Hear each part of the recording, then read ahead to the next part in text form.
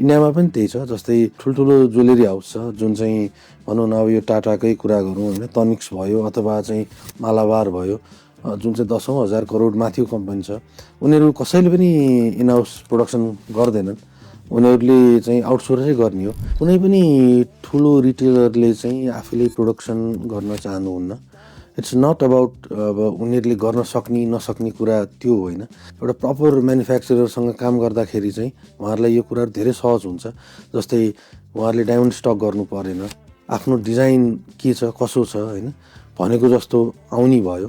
त्यो भएर उहाँहरूलाई यो कुराहरू केहीमा पनि टेन्सन लिनु परेन होइन। प्रपर म्यानुफ्याक्चररसँग काम गर्दाखेरि चाहिँ उहाँहरूलाई धेरै नै फाइदा छ।